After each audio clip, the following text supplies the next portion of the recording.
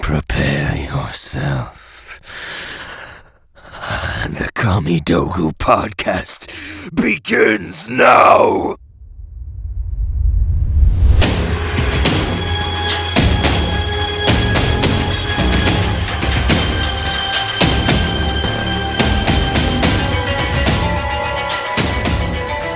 Hello everybody and welcome back to the Kamidogu podcast with Christopher and Toasty. Toasty! So glad to have you with us once again. If you're new here, we're a long-running podcast all about Mortal Kombat, brought to you by an even longer-running Mortal Kombat fan site. If you enjoyed today's episode, then please consider sharing the show with a friend from within your favourite podcast app to help spread some of that sweet, sweet MK love. Mortal Kombat family around the world, today we're lined up for a good one.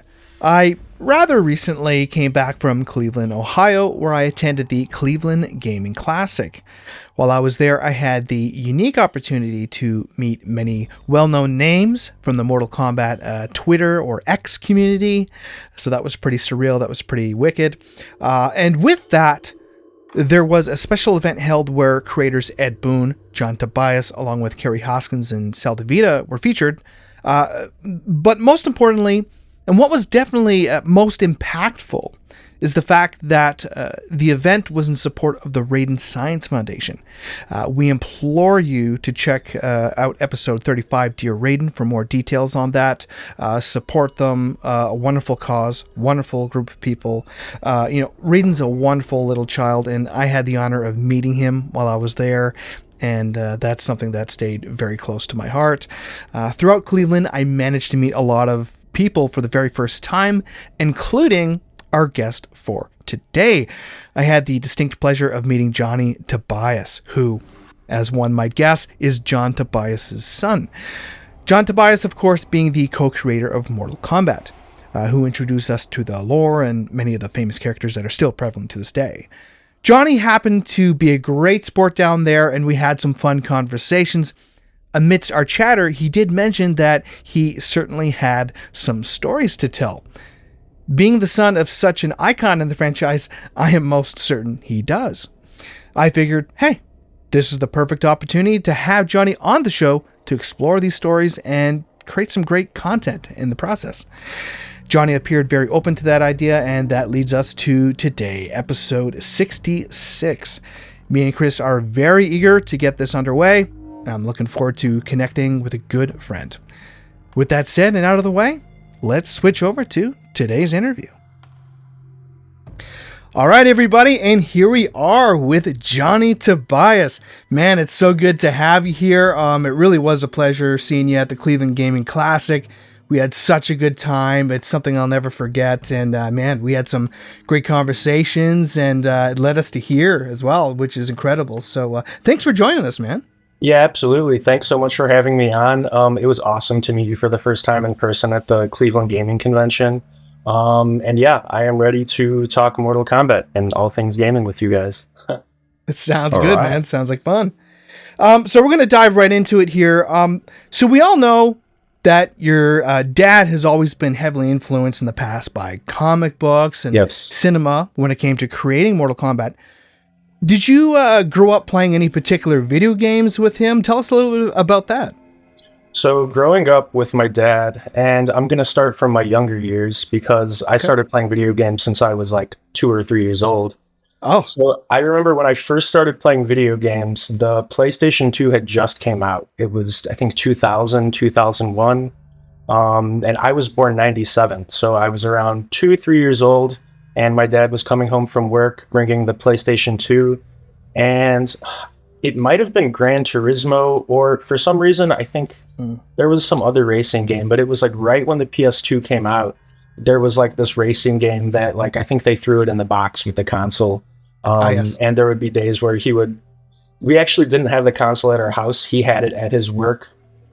It was either still Midway or it might have been Studio Gigante at the time, but he would bring home the PlayStation 2.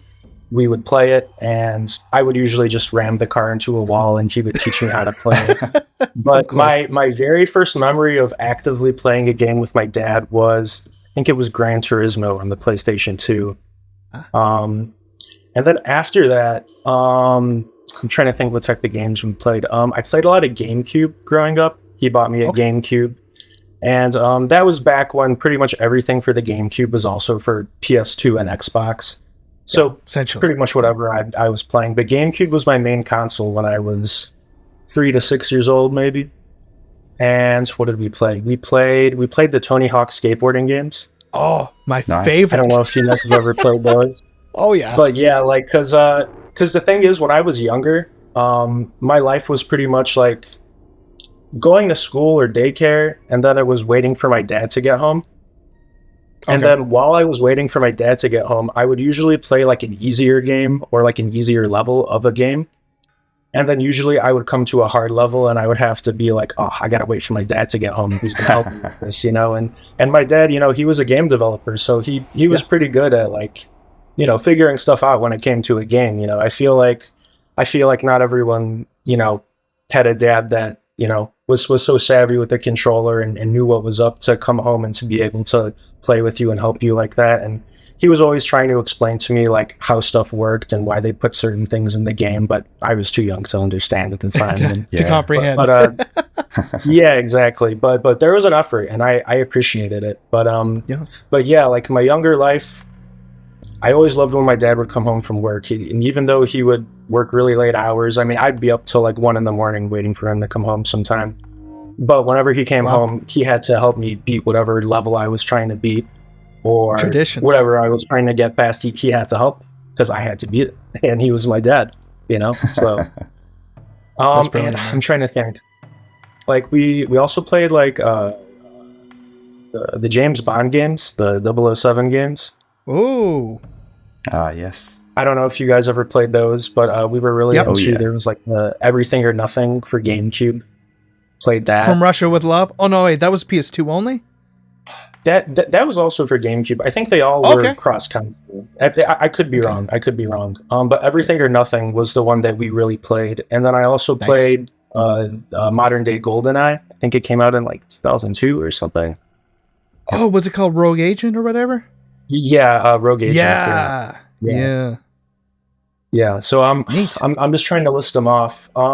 There were certain games that I wanted to play as a kid that my dad, you know, he kind of had sensitivity towards, or, you know, I was young and he created Mortal Kombat. So he was well aware of the issue of, you know, kids being exposed to violence in video games and things such as that. So I don't know. I think in a way he almost felt bad for like all the violence that was put into Mortal Kombat. And he almost tried to like rectify that through like not letting me see as much of it. I mean, but by the time I was 10 years old, I was pretty much playing whatever I want. But I do remember there was a clear period of time. I was maybe between 6 and 9 years old where I did want to play certain games and I did want to watch certain R-rated movies. And he made it clear to me I could not watch those movies. You know, they weren't appropriate. They were too violent. Yeah. They had swearing or whatever. For whatever reason, I couldn't see them. And it's just funny to think about it because it's like, back then I was just a kid and it was like, oh man, you know, I gotta wait till I'm older to play it. But I'm thinking about it now and it's like, you literally like basically invented modern day violence in video games. And like, you're telling me that I can't play a game because there's violence in it. You almost got me with a double whammy there, you know what I mean? Because not only are you saying no, but you're responsible for the reason why you're saying no, you know? So it's, I don't know, it's funny to think about. I still vividly remember the clip. It's still lingering around on YouTube there of your dad and Ed Boon on the news talking about the violence that Mortal Kombat had and how it was so controversial. And like, by the way, so I was a 2000s kid, and you guys are about like 10 years older than me, right? Somewhere around there. Yeah. Because I'm 27, and you guys are what, like late 30s? I'm guessing. Late 30s. Actually, that's Chris. No, I'm exceptionally younger. I'm actually 32. So. Okay, but you are still like a little. So I feel like your guys' era was more like the 90s. You know what I mean? Like, Like my golden era for gaming. Yeah. So like my golden era for gaming was 2000s, like 2001 to like on pretty much.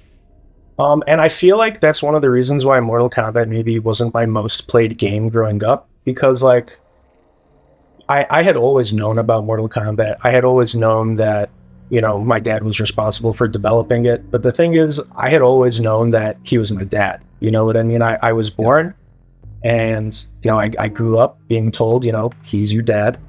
And I remember in like first grade, we had a thing where everyone's parents would come in to the classroom and like they would explain what they did. I mean, I'm not sure if you guys had an experience like this in elementary school, but like we had a day where like everyone's parents came in and, they explained what they did. And, I had a bunch of friends and, one of my friends' dads was, a plumber. One of my friends' dads was a banker. One of my friends' dads, did this and that. And I just thought, oh, okay, my dad's a game developer, just as, and not that those jobs aren't just as important, but I just, as a little kid growing up, I didn't really like comprehend what exactly that meant. It wasn't until I started to become older, I got into middle school, I remember, because I did elementary, middle, and high school. And I remember right when I got into middle school was when Mortal Kombat versus DC came out. And people were like asking me about it. Like they were asking me all about the game.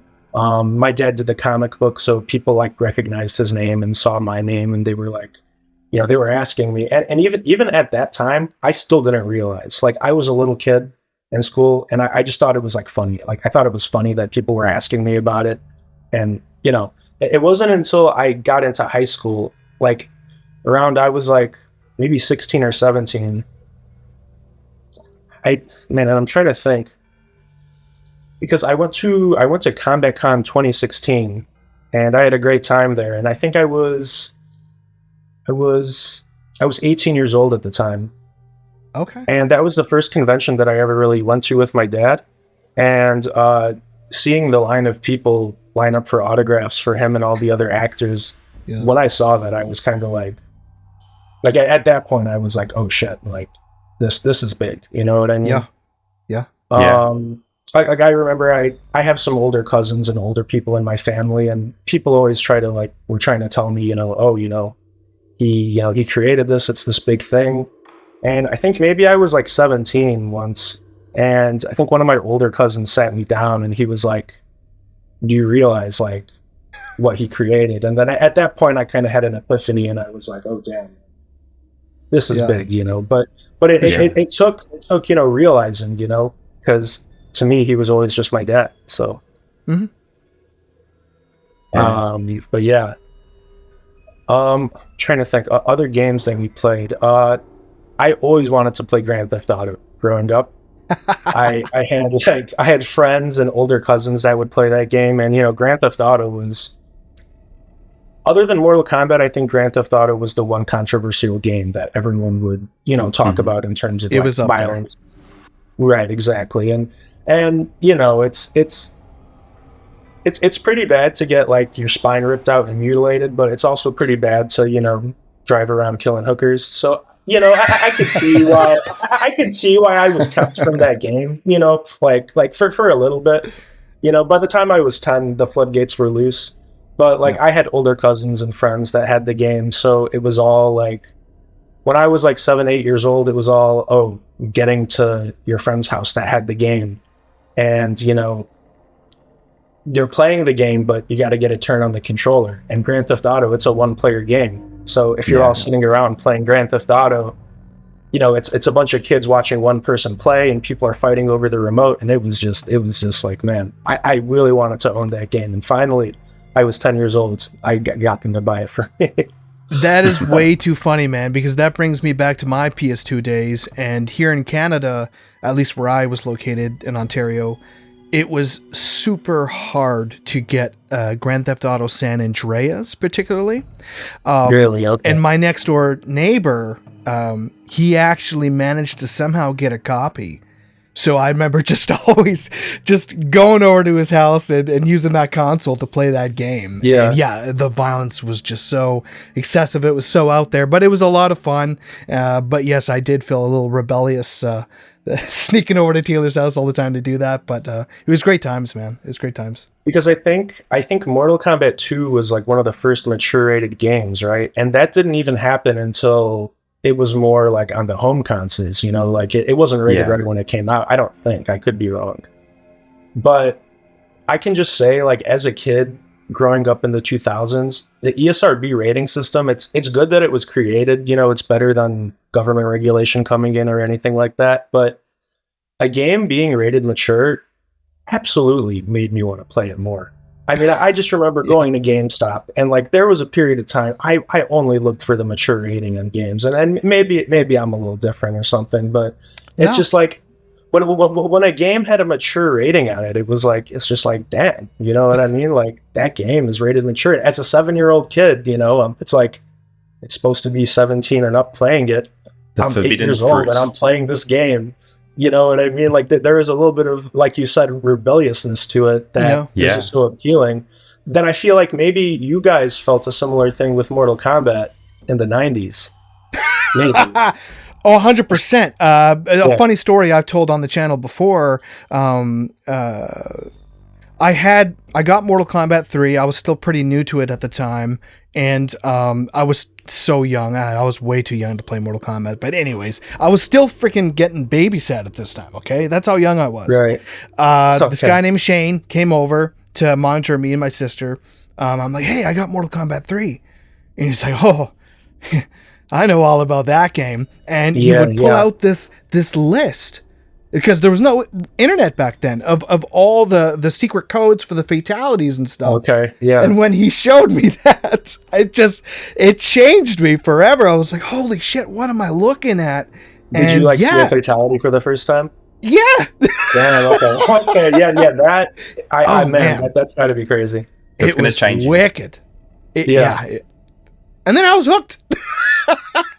I'm like, so this is what it's all about. Okay. I hate to say it, but like when there's something like that where like you hear like people like in the media saying, oh, this is like, you know, a forbidden fruit or whatever, it makes it so much more appealing. And I hate to say it, but like, and everyone knows it today too. You know what I mean? And I don't know, it's funny.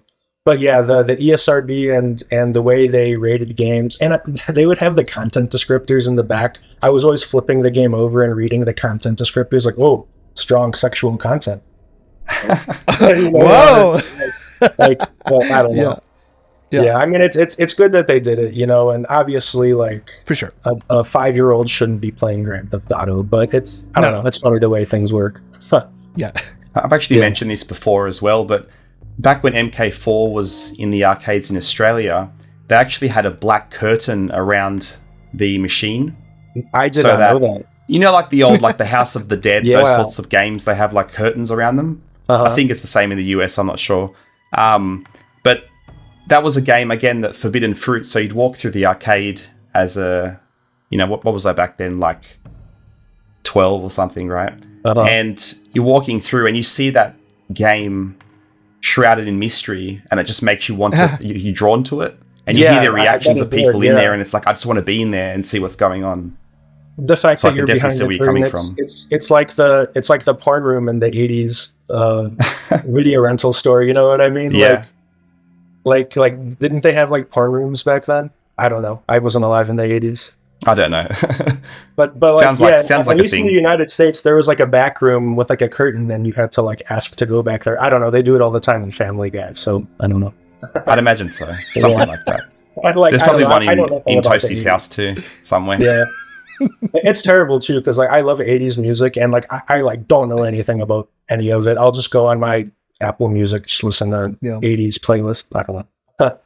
Never gets old. Yeah. I'm into that as well at the moment, so yeah, I can see. Yeah, really, I think I should have been born in the 90s, like, because, and I think we were going to talk about this, but I completely missed the era of Mortal Kombat. You know, when it was released in 1992. Like I said, I was born in 97, so you know, by the time I was 2 years old, my dad was out of there. But like, I feel like I should have been born in, like, I don't know, 87. You know what I mean? Just 10 years old, you know, ahead of my time. I at least could have been conscious during it. You know what I mean? Yeah. That's just one of those things. Yeah. So video games aside, what are some other fun activities that you and your dad generally enjoy doing together? So like my dad, growing up, I was an only child and still am an only child. So he was able to pay, a lot of attention to me. He spent a lot of time with me. As busy as he was with work during my early days, he really made a point of, making sure he was there for me and cared for me and hung out with me on the weekends. So other than like playing games, we were always doing stuff. He was always trying to keep my brain going and stuff. My parents were always sending me to like summer camps or like little activity camps. And like my mom, who was taking care of me when he was at work, she was a school teacher actually. She taught younger children, so both my parents did a pretty good job of taking care of me. But like as far as activities, he would take us to like the movies a lot. Like there were a lot of like going to the movies and going out to eat, on like a Saturday, Sunday night. We were one of those types of families. He would take me on bike rides a lot. Like I remember, he did all the stuff with me, like, taught me how to ride a bike. He would play catch with me, he would try to take me out. So as busy as he was, I do give him credit for being there during those moments because, I feel like there's other people that maybe their fathers unfortunately weren't able to be there for them as much, and I'm really grateful for what was provided to me. 100%, man. Did he ever try and instill any of his own skills and passions on you, like drawing or writing or anything? It's funny like that? because I was into drawing, and I'm not an artist. Like I don't have the natural talent that my dad does. It's funny because the way that my dad is naturally talented at drawing photos, I feel like, or drawing pictures, I feel like I'm the same way with music. Because, everyone's brains are wired differently, and everyone, thinks differently, and it's all based on, genetics and who we are. And the way he's able to, draw something on a piece of paper and just have it work so seamlessly, I feel like I'm the same way with like playing the piano. Because, for example, like I've been playing the piano by ear since I was 2 years old. Wow. We moved into this new house in the suburbs of Chicago, and my parents bought a piano. And I think at the time they were just like, oh, we bought a piano, it's going to be in our house. But I remember the first time I walked up to it and I started, messing with the keys. And I just straight on started playing melodies from like TV shows and stuff. And to me, it just clicks. Like I know all the scales and the chords in my head. That's cool. I'll sometimes post a little video of me playing piano, not as often as I should. I want to do more of that. But long story short, I feel like the way my dad is talented in artwork, I'm talented in creating music. And it's interesting how everyone's brains work when you really think about it, Very nice. So considering your dad, after Mortal Kombat, he went on to develop some other great titles in the game industry, such as Tao Feng. Could you tell us a little more about what life was like for you in return? Yeah, so Studio Gigante, which is where he made Tao Feng and WrestleMania, that was about 2001 to 2005. So yeah, that was during my early years. I was 5 to 9 years old during those times. So he would go to work. We lived in the suburbs right by the metro station. He would take, and in Chicago, our train system is called the Metro train, which is the train system that will bring people from the suburbs to the city. And anyone from the Midwest knows what Metro train is pretty much. But yeah, he would always take the train to work, and I would go to school or whatever, and then come home, play my video games, and then, wait for him to come home. And he would either come home at like 6 p.m. or he'd come home at like 1 a.m. You never knew. So I was just, hanging around, playing video games, waiting for him to come home. And I remember me and my mom would walk halfway and meet him, and he'd be walking home from the Metro train, and me and my mom would meet him halfway, and then we'd all walk home together. And so yeah, it was a lot of days like that. But he was really busy there. Like I remember, back then, and it still is this way in the games industry. I mean, people really crammed when they would make video games. I mean, it was I mean, sometimes they wouldn't even leave work. I mean, at Studio Gigante, they had showers, they had full bathrooms, a kitchen. That place was designed for them to live in. You know what I mean? Ah, yes. And I remember there was this one night where I waited up for him, and it was like, maybe it was like 2 a.m. or something, and he still wasn't home. And I remember I would always ask my mom, like, oh, you know, when's dad going to come home? When's dad going to come home? And I think it was one of those nights where he just wasn't going to come home. Because, like, I think they were fanning for Tyrell Fang is what was going on. Okay. Yeah, and I remember my mom, she was about to put me to bed, and I was still wondering, like, oh, where is he? And I remember randomly, she's like, you know what? Let's go. And then she takes me, and then we get in our Toyota truck, and then where did we go? We went to McDonald's. We went to the McDonald's drive-thru. Classic.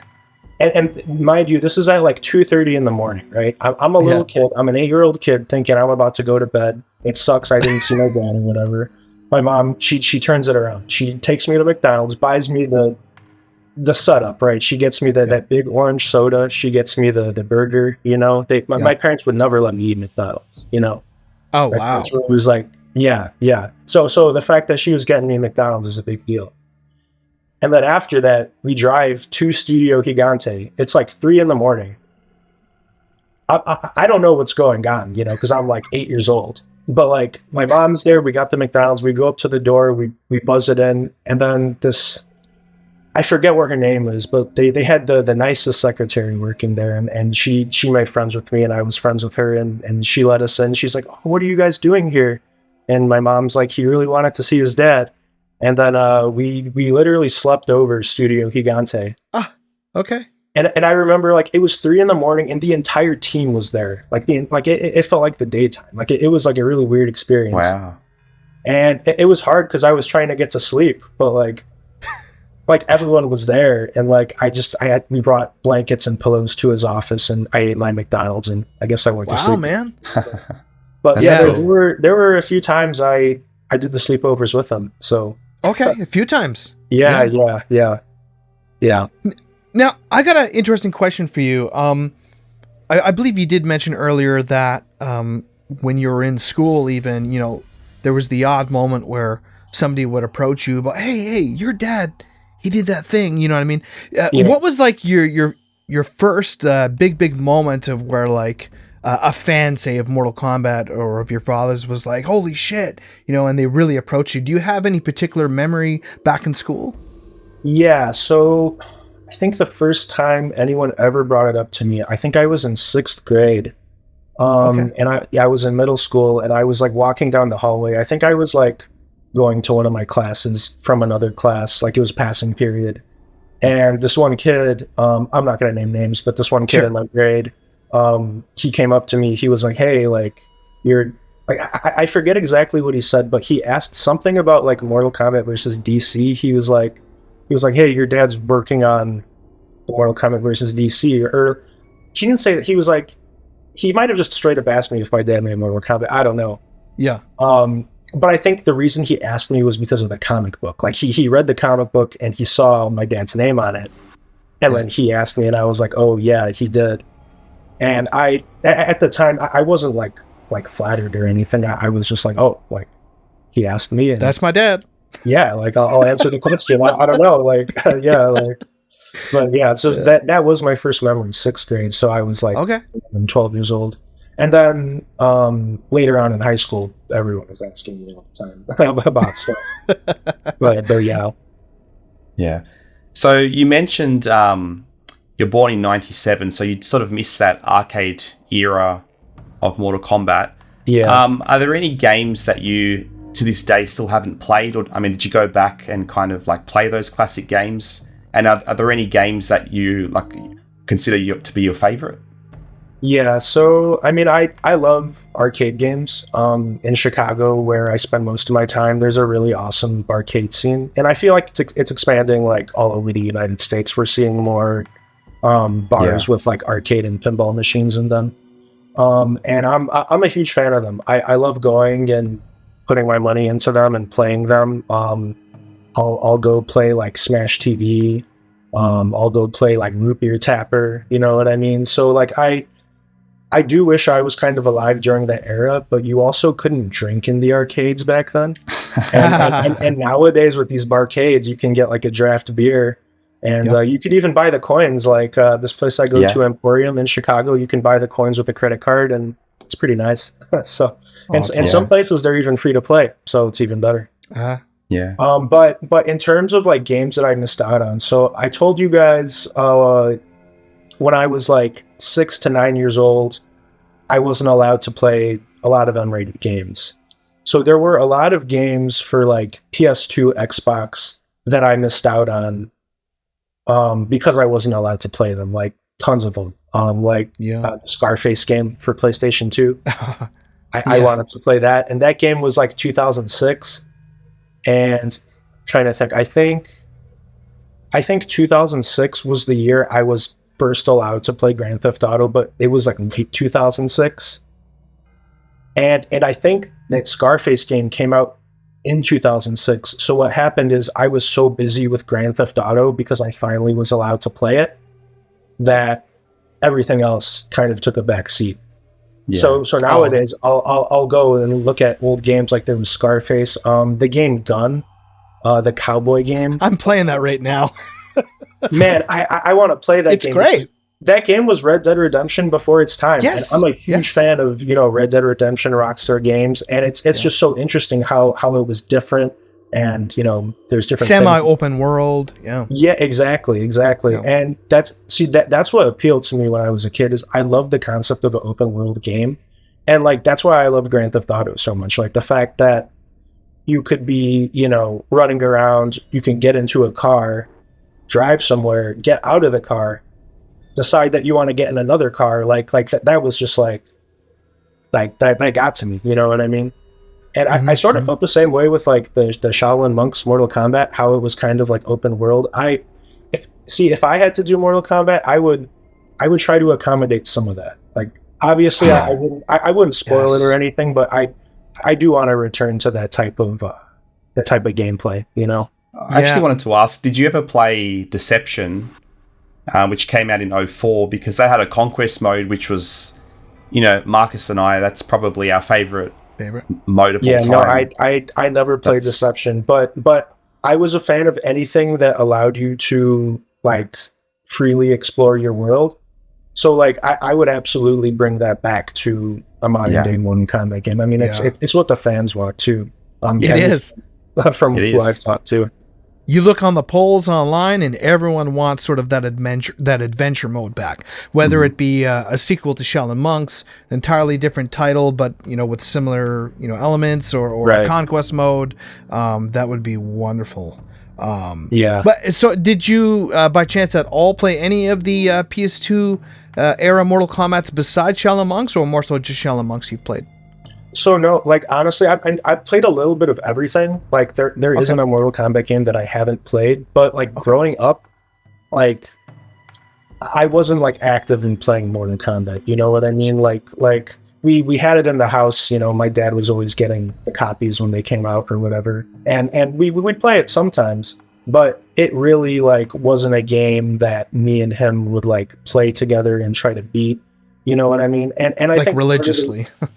Exactly, and I think part of the reason too is I don't think my dad like it's not that he like hated him, but I don't really think he cared to play him. You know what I mean? Like he was still talking to everyone from the studio. He was still talking to Ed or whatever, but it wasn't really his work, and he wasn't too into it. And I don't really think it's not that he didn't want me to play it, but I don't think he had an interest in showing it to me and being like, hey, here's this game, play it.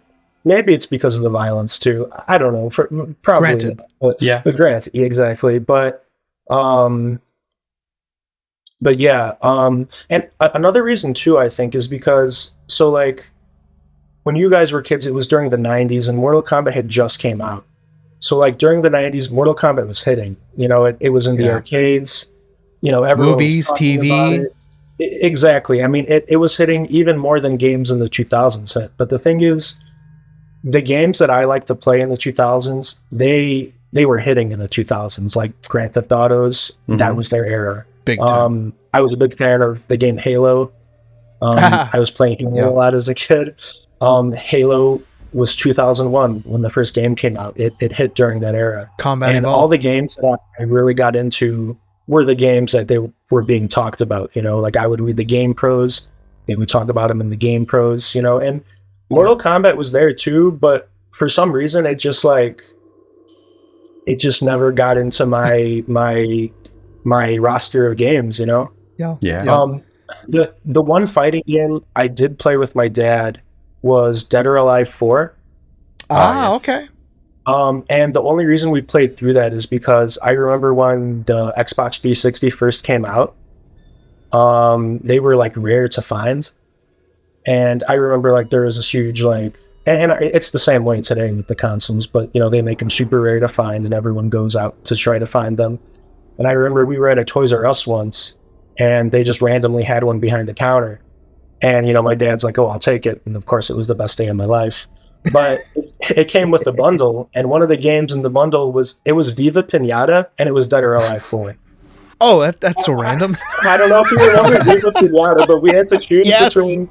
There's like two of them. So we went with Dead or Alive 4, and like we played the crap out of that game. We played all the characters and beat all their stories, and I loved watching like the cutscenes at the end. So it's really weird. Like you would think we would have played a Mortal Kombat game at some point. But the reality of it, we just never did. We played Dead or Alive. Yeah. But I did play a little bit of Armageddon because I remembered. 06. Yeah. So the copy they sent us was for the Nintendo Wii. Okay. With Chameleon. Yeah, like I remember they had like all the mini games. Like, didn't they do like a Motor Combat on there? Like a bunch of random stuff. Yep. But for the Wii, like they incorporated I think you could steer with the control or whatever for the Motor Combat, or like they incorporated some motion stuff. So I remember we were screwing with that stuff a little bit, but it got old fast. Yeah. Now I got a really interesting question for you, Johnny. So we're going back a few years here, but do you by chance remember ever possibly influencing your dad on a certain idea, for anything in terms of the game industry? Did you ever sort of feed him some ideas that he essentially put into the game? Is that something that maybe happened? So, when he was, obviously I wasn't like really conscious when he was at Midway. When he was at Studio Gigante, I was a little too young to have been able to provide anything constructive. He did have me demoing all of his games.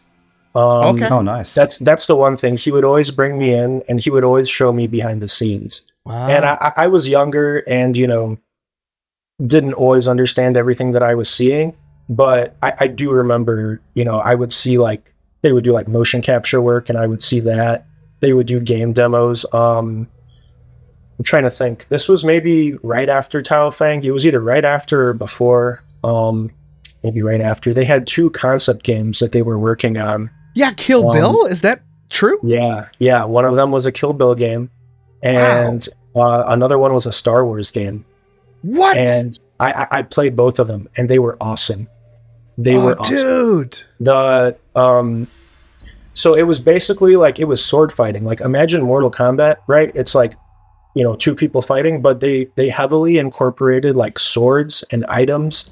And like the Star Wars game, the Star Wars game's awesome because you could play as like Darth Maul and he had his like dual lightsaber. Wherever you would cut someone with a lightsaber, it would show, because on Tao Fang, they were big on showing the battle damage. Like if you scratch someone, the scratch would appear on their arm.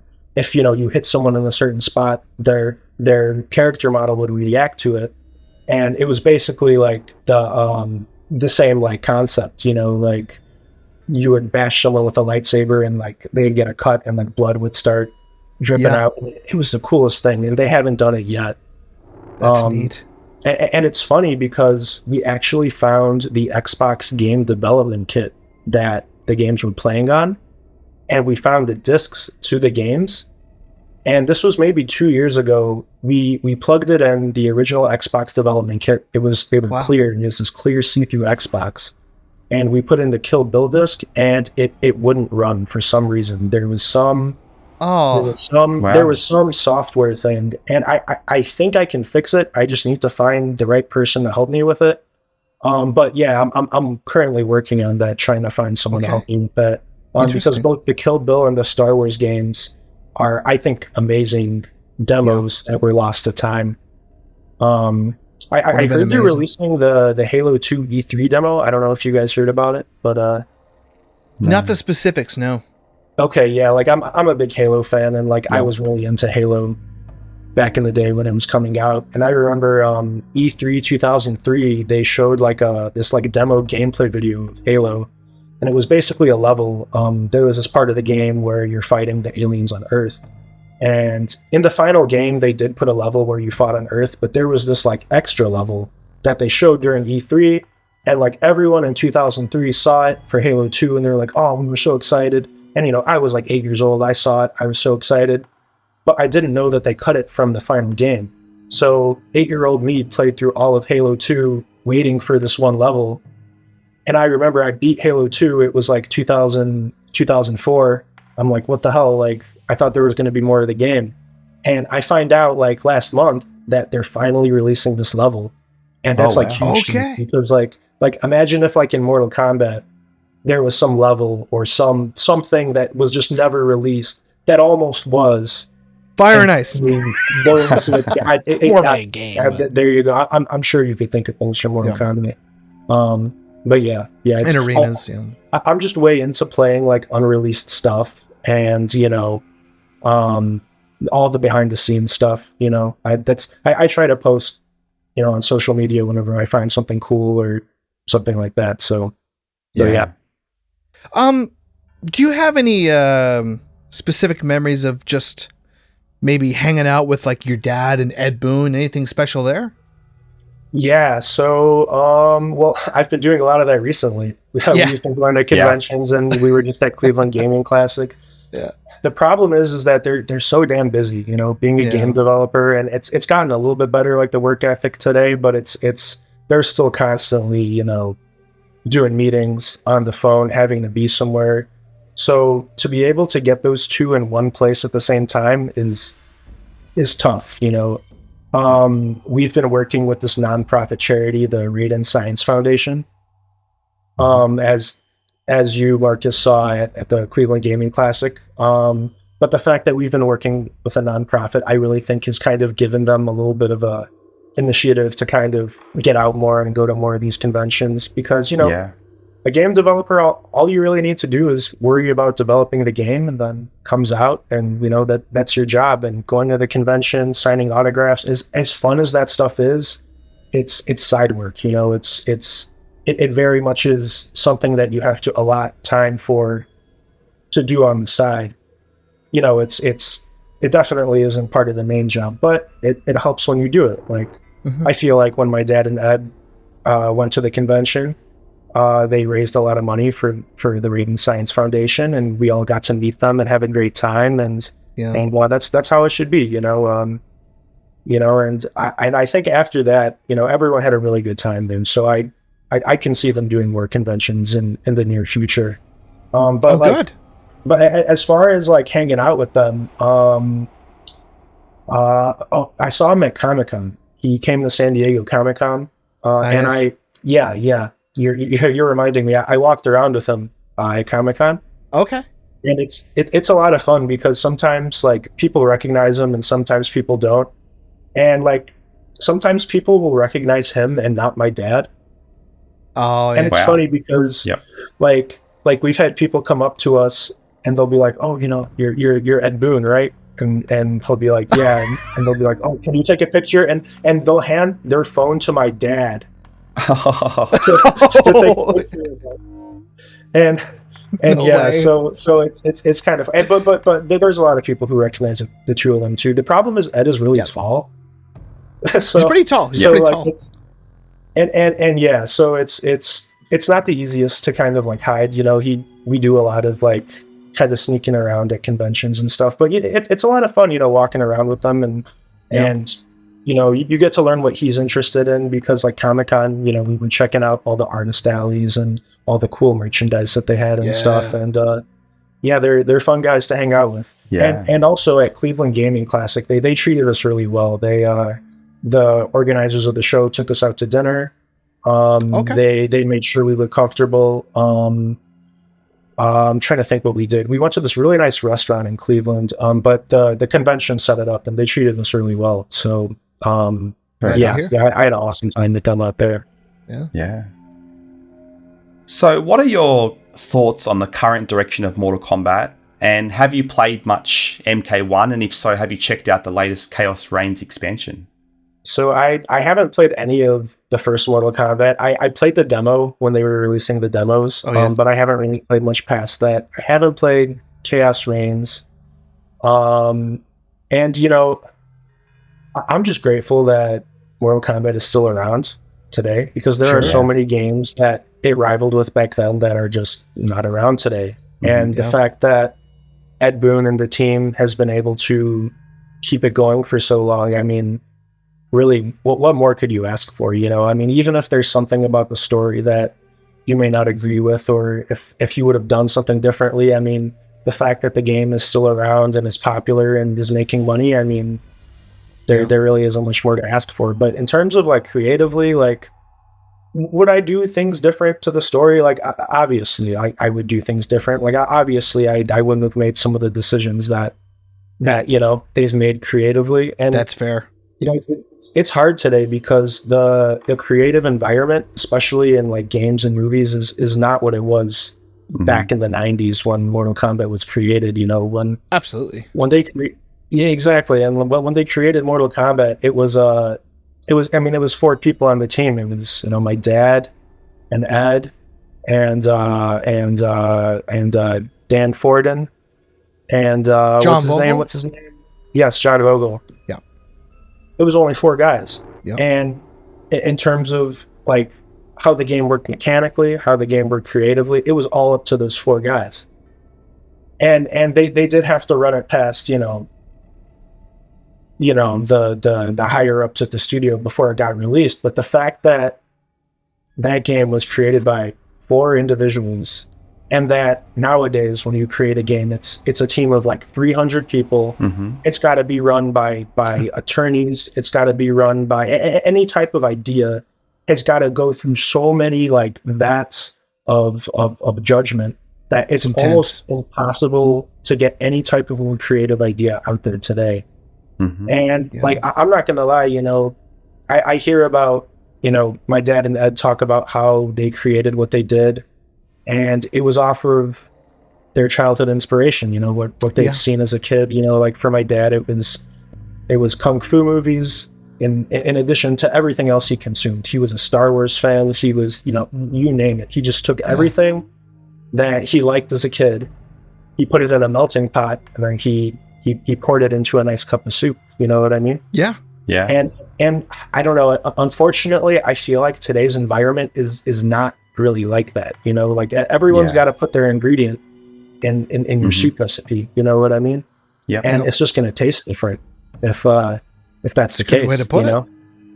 So yeah, I don't know. And at the end of the day, it is Ed and the seniors and the higher ups there that are making the decisions, but they do have to, get vetted by Warner Brothers, and Warner Brothers has an agenda that, they want to accommodate. And yes, they do suggest things that get rejected, like people do have ideas, and people from higher up will come down and say, no, you can't do that.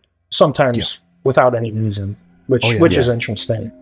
But it's nowadays, rather than just drawing something on a whiteboard and making it work, it's cat and mouse with working with a team, and that's just the way it is. And we're seeing the results of it, so it's interesting.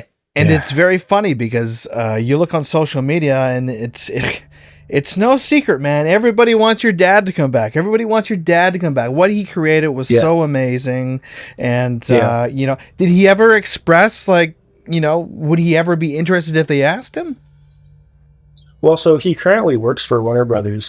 He is at their San Diego studio, and he's working on a project that I can't talk about right now.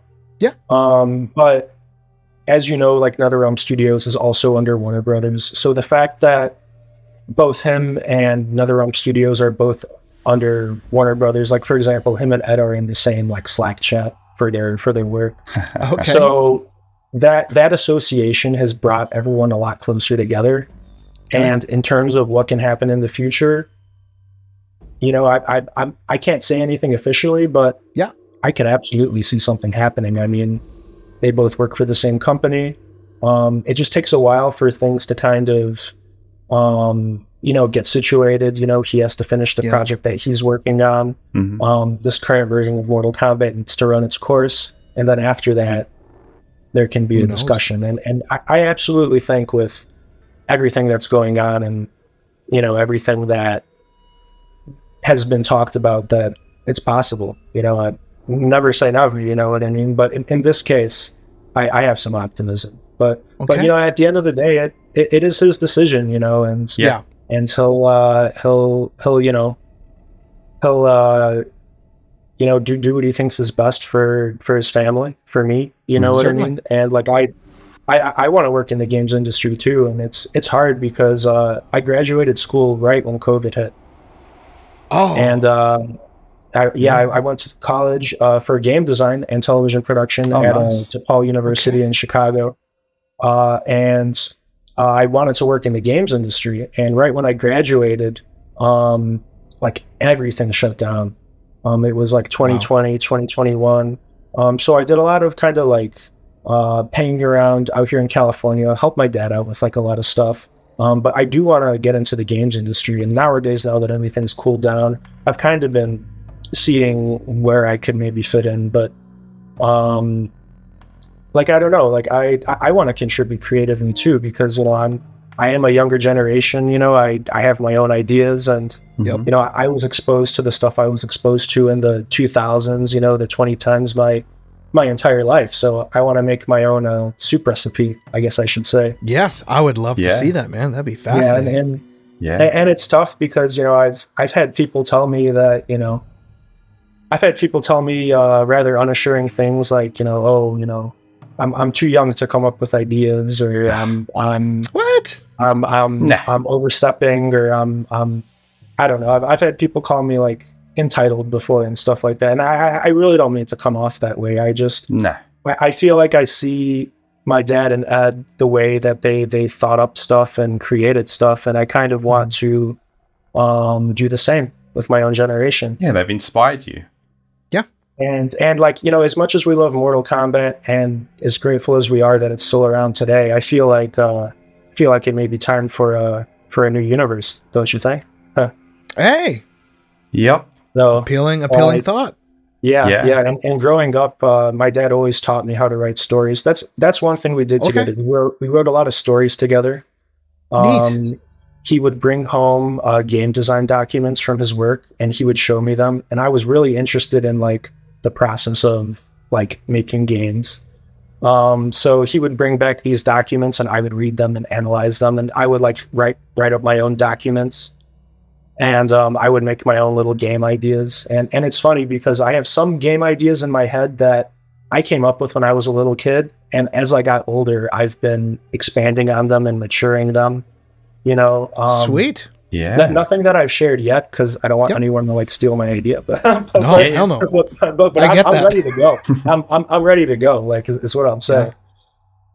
Now, going back to some of your father's, I guess you can say, more recent work. We've briefly mentioned it. The Mortal Kombat versus DC comic book. Yes. What was it like watching him create that intriguing piece after being away for so long? There it is.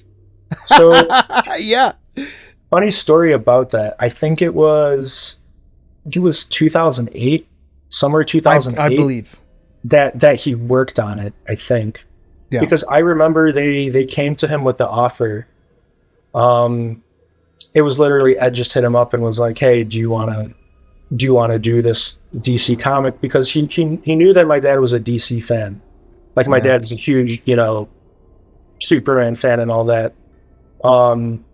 So it was only right that, you know, Ed would offer my dad to do the Mortal Kombat DC crossover comic book. Nice.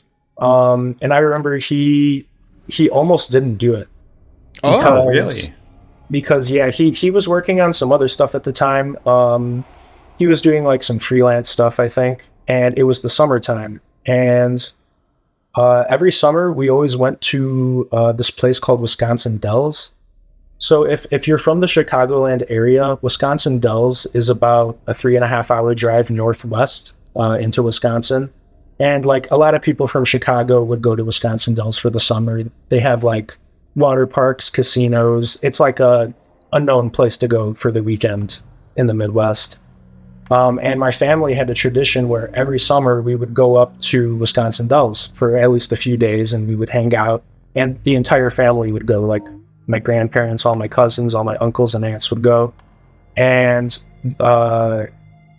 he almost stayed home because when he was working on it, it was right during this vacation that we were taking, and he had to like work on it while he was on vacation with us.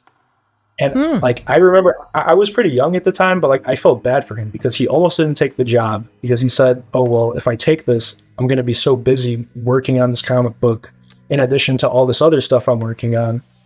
And then now I've got to go on vacation with you guys." And when I was a kid, my dad had to come on vacation with me. Like I did not like my dad like staying home. Whenever we traveled out of state, I wanted my dad to be with me. You know, this is how it was. Yeah. And my dad didn't want me to, go to Wisconsin by myself or whatever. And he had this office in our house in Chicago. And I remember during the summer, I had this beanbag in his office, and I would just sit on it and I would read comic books. He had this bookshelf filled with tons of comic books, and I would just read them. But I would also watch him work. He had his like big computer monitor that he was drawing it on. His Cintiq is what it's called. Ah, yes. And so I think he worked on it. It was maybe like over a month he worked on it. And like the first couple weeks, I would just go in his office and watch him work and watch him do the preliminary sketches and slowly color it in. But I think like 2 weeks into the project is when we had to go to Wisconsin. And so he said, "All right, I'm just going to pack up my entire desktop computer and bring it to the hotel we're staying at." So he literally had this massive desktop computer. He had 2 Dell monitors and this gigantic Cintiq. And, he would have preferred to stay home and just do it there, but he didn't want me to be homesick or whatever. So he's like, "Okay, I'll go with you to Wisconsin." And so we made the 3.5 hour drive to Wisconsin. And then we get there and we have a day, like we go to the water park, we go out to eat. And then he's like, "I'm just going to work at night." When nighttime comes, he forgets the pen for his Cintiq. He forgot it at the house in Chicago. Oh, no. And I remember he was so frustrated. He was so frustrated. I would never seen my dad so frustrated in my life. Because like he wasn't going to do it in the first place. He's like, because I'm not going to beat around the bush here. I know what he was thinking. He was thinking, this is so damn stupid. I have to bring my desktop computer to this water park hotel just so my son doesn't fucking cry at night. And then he forgets his pen. And then so he had to drive all the way back to Chicago to get the pen from his office. He literally left it on the table. Wow. And then he had to drive back. So that's 10 extra hours of driving he had to do for the pen. And I felt so bad. Like I was young, like I didn't understand too much, but I remember feeling bad. Like, yeah. And he did that all for the MK versus DC comic, and he came back the next day and worked on it. And I gotta salute him, man. What a legend. Damn. Yeah. Because that thing almost didn't get done. I'm telling you. Either that or maybe Alex Ross would have just drawn the rest of it, but I don't know. Yeah. Wow. That's wild. Yeah. So obviously at some point, your family left Chicago and moved to California, where your father was employed by social game studio Zynga. What was that like for you? So we moved to California. It was right in the middle of my high school, so it sucked. Okay. Yeah. It was the summer between my sophomore and junior year, and it sucked because I was like born and raised in the suburb that I grew up in, and I basically had to say bye to everyone early. All my friends that I grew up with, that I matured with, and he flew me back a lot. Like for weekends, I would go and hang out with my friends in Chicago and stuff. And my school out here, it was all right. It was kind of weird because the high school that I moved to out here, like they were in the middle of building a new one. So like the campus that I moved was this like temporary like trailer park campus that they set up. I mean, it was really weird. And then my senior year, they built like the new building when I moved in, and it was nice. But like it was just really weird. And also, high school in California is way different than high school in Chicago. Like everything was outdoors. Like the demographics of the people were different. Not that matters, but like it was very much like a really big change for me, like culturally, socially. Yeah. And but like, you know, my dad had to move for work, so I you know, trusted him in his decision. And one thing I remember about Zynga is he would bring home like a lot of sandwiches. Like oh, okay. They would, like because I first moved out here, and I remember thinking it was nice because, you know, like we were always like making our own dinner at home, but at Zynga they were catering food to them like when he first worked there. And like I remember they would order Panera sandwiches, and like for some reason like no one would eat them. So when he first started working there, he would come home with these like plates of like freaking like 30 Panera sandwiches, and it was nice. It was nice. Yeah. Like, I know that's weird, but like that's like a memory I had from first working at Zynga. Like he got like a ton of food, but eventually they changed it to where you had to order your individual stuff off the menu, and then there was less accommodation. So it eventually went away. But it was nice while it lasted. exactly, yeah. But Zynga, like I mean, I think he liked it when he worked there. There was some like shakeups in management, so he and a bunch of other people decided to leave. But I mean, I think their San Diego studio is still going strong. You got Mark Trammell working there, who was part of the MK team. And he's actually the one that got my dad to go work there in the first place. Okay. And they were working on like Match 3 iPhone games. Trying to think, they did like a Wizard of Oz game. They did a Harry Potter themed game, and my dad was like the art director. Okay. So he was always like, some of my memories of him at Zynga were him like studying a bunch of different IPs. Like I remember right before he worked on the Harry Potter game, he was all like watching Harry Potter, reading about it and stuff. He was in like Harry Potter mode. Wizard of Oz, he was in like Wizard of Oz mode. So it was funny, you know. But as an art director, you know, it makes sense that he would immerse himself in those things that he's working on. Yeah. But it was an interesting time. It was an interesting time. Oh, no doubt. So Johnny, let's talk a little bit more in depth about your university or college life. Are you looking to, you would say, ultimately follow in your dad's footsteps? I definitely want to do things creatively. I majored in both television production and game design. So a lot of my college years were like being on TV or film sets, helping out with the film crew. I know all about like production work, post-production work. I worked with like lighting setup, setting up like lighting for the sets. So pretty much like all facets of making a film set, I got to study. And then on the game design side, I took a lot of like programming courses, not too many, but it was mostly like design courses, like writing up design documents, and you know, like all the like paperwork behind planning the game.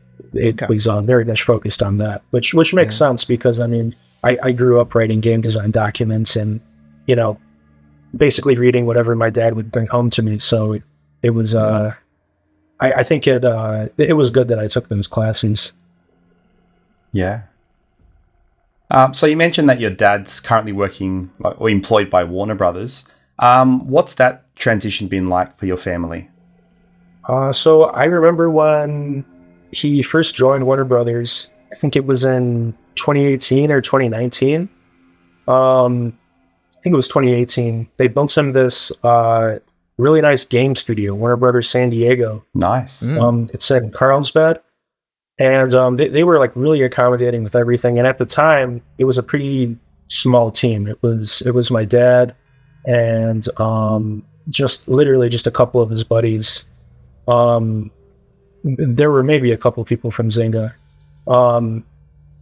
But basically, they built him this beautiful studio, gave him all these accommodations, and then COVID hit. So then their hiring process had to stop. So there was a long period of time where they built the studio. It was built for like 200-300 people. It's an amazing studio and amazing, you name it. They have a great kitchen, a great everything, and like there's like a restaurant attached to it. Okay. And for like 2 years, it was just like 5 people working in there because they couldn't hire anyone because of COVID. And then eventually it even got to like they were just working from home. So I remember it being kind of nice because like we had this like big ass building and it was nice and clean. We were like 2 blocks from the beach and there was no one there. Nice. There was like 5 people, and like I would go to the beach sometimes and I would just go there and hang out and it was nice. But in like 2022, 23, they started the hiring process again, and now you go there and it's a populated studio and everyone's in there. But my one memory is it was right before COVID hit, and having that big studio all to ourselves was weird. Yeah. Yeah. Now, when we were in Cleveland, I remember you mentioned that you weren't necessarily big on social media for a long time, but you made that one post on Instagram with the hashtag MK12 and things sort of blew up from there. Can you tell our audiences a bit more of the story behind that and anything new that you got going on social media nowadays? Yeah, so I've always had like an Instagram. I've had it since, I was like 16 years old. And, I always just use it as a way to connect with my friends and talk with people. And then I think we were going to, I think it was LA Comic-Con. And I think the year was like 2021 or 22 maybe. I think it was 21. And we were walking around. It was me, my dad, and Ed. And we were walking around. And I think the next day he was going to, what was it, LA Live? Was it LA Live? Or it was some like show that they were having the next day. And people knew that he was in LA. They knew that he was going to the show. So people were saying, oh, is something going to be announced? It was right towards the end of Mortal Kombat 11, and people knew that there was another one coming. I'm sure, as you guys know. And yeah, like I think we got dinner after Comic-Con, and I just took a picture with, it was my dad and Ed, and we just, we just took a photo and I posted it on Instagram, and I just did like a bunch of hashtags, like hashtag Comic-Con, hashtag Mortal Kombat, and then I did hashtag Mortal Kombat 12. And to be honest with you, at the time I really didn't know too much about the game. Like he wasn't telling me too much. I just figured, we have Mortal Kombat 11, we would have Mortal Kombat 12. What I mean? Like it makes sense. Like 2 comes after 1, right? So that's right. Hashtag Mortal Kombat 11, hashtag Mortal Kombat 12, But the thing is, when I posted that, I didn't know that like people would pick up on the hashtag and like make the connection that like I somehow like knew things because I was hanging out with my dad and Ed. And then I just started to get like a whole bunch of like followers and like people, and then people would also like, DM me directly and like ask me, if I knew anything. And of course I would get random people being like, can you tell me about the next game? You're secretly safe with me. And they'll get like the zip emoji, you know what I mean? And I'm just Yeah. So you got to be careful, you know what I mean? But really, honestly, when I posted that, I had no idea what was going on. I'm like, I took a picture with my dad and Ed. I'll post it. And then there were like 4 YouTube channels that like talked about it or something. I was so surprised. People were sending me links. Like I'm like what? Like so I think at that point I realized like, oh well, people are interested in my account if I post Mortal Kombat related stuff, so I might as well just keep the party going. You know what I mean? And it's kind of what I'm trying to do in a way. I try to, post behind the scenes stuff. I'm trying to post cool stuff. I'm trying to get my dad and Ed out to more of these conventions, which I think we'll be able to in the future now that we're working with Braden Science Foundation. But really, like when I posted that, like and that was kind of another oh shit moment, you know what I mean? Like I talked about when I was at Combat Con and I saw the line of people waiting for an autograph, and I was kind of like, oh shit. Like when that happened, I don't know, it kind of gave me a different like window into looking at things, and I don't know. Yeah. I feel like not everyone has an opportunity to take advantage of something like that. So that's all I'm trying to do. Yeah. Yeah. So, looking back at the many conventions you have been to, what are some of your greatest memories that you can recall from those events? Man, just like meeting new people. I've met so many great people going to these events. Like even meeting you, Marcus, at Cleveland Gaming Classic was awesome because you see so many of these people online, and you know everyone by like their handles, and going to these conventions and seeing everyone in person, it reminds you that like the world isn't just on a screen. You know what I mean? Yeah. So, you know, I think it's really important to go out to these conventions at least once in a while. I mean, if you're someone who, you know, is online a lot and is really into, you know, what we're into, if you're into Mortal Kombat or anything related to that, you know, show up in person every once in a while. You know, go to a convention once a year, once every 2 years. You know, like remind yourself that life is real. You know what I mean? Like. And every time I meet someone in person, I always make a greater connection with them, and then of course you keep it going online, and that's what online is for, you know, the in between. Really, if you think about it, but yeah, I mean, other than that, it was awesome walking around with my dad and Ed Boon and doing stuff with them at Cleveland, helping them out. I was basically like their personal assistant when they weren't with the Cleveland people, because like they had like a whole bunch of stuff to carry. My dad had all his art supplies, so and I really like helping them out because it's a great excuse to show up and be on the scene, and you know, I've met so many awesome content creators going to, you know, I've met them at Evo, I've met them at Cleveland, I've met them at Comic-Con. I mean, I'll meet people randomly, and like I'll find out they make videos, and we start talking, and it's just a great way to get to know people, honestly. Definitely. Yeah, and it really broke my heart that I couldn't be there. Like, I'm located in Australia, so I'm literally half a world away. Marcus actually visited Australia in December, so we got to meet for the first time. That was surreal.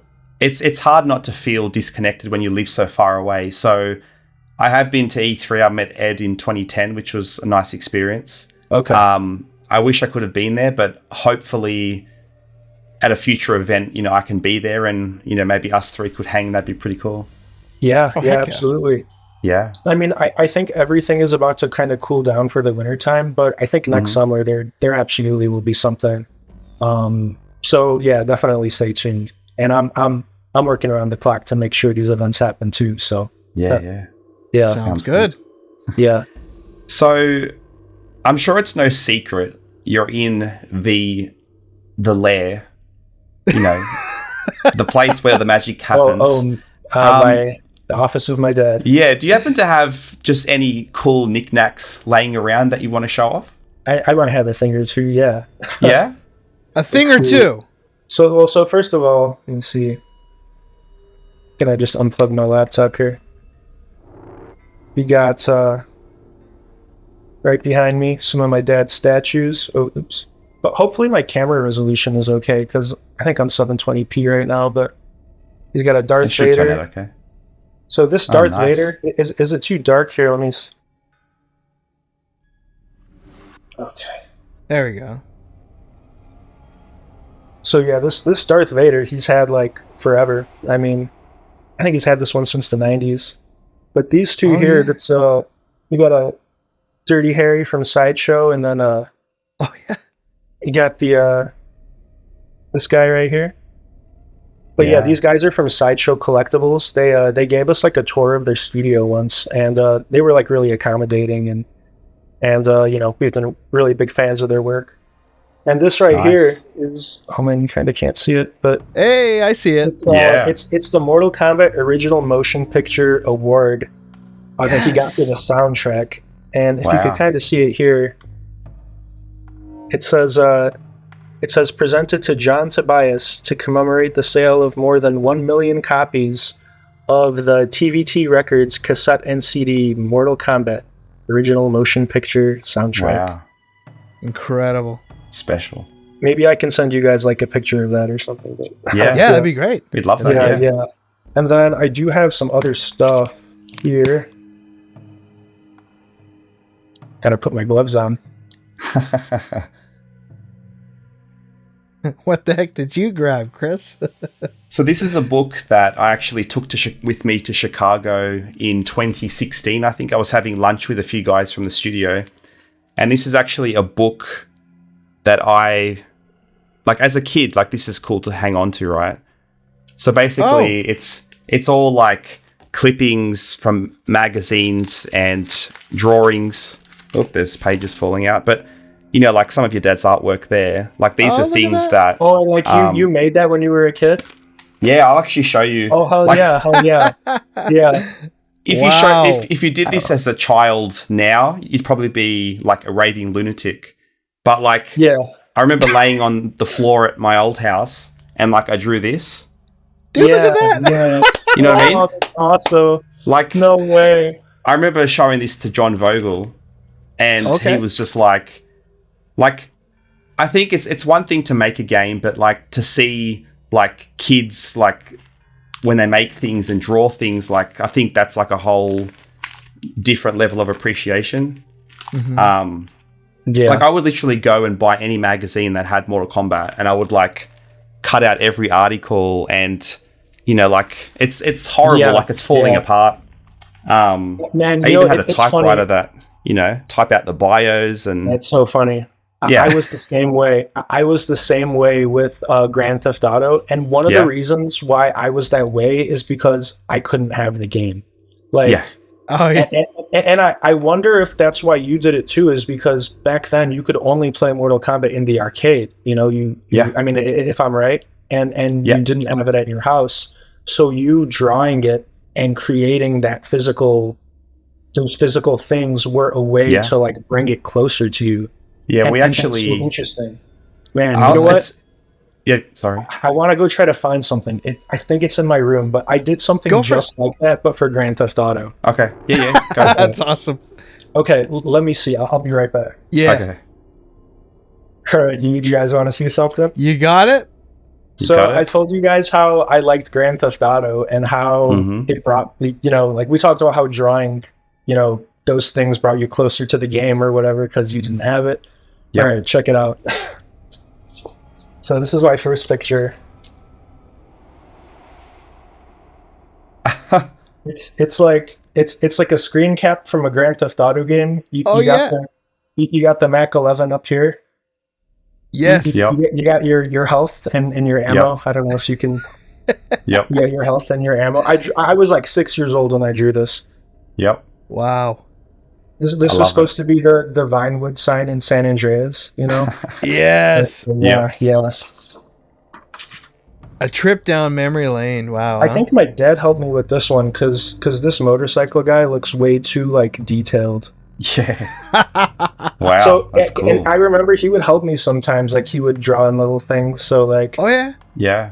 I think he drew these palm trees too, but this was supposed to be a screen cap from a Vice City. You know. Nice.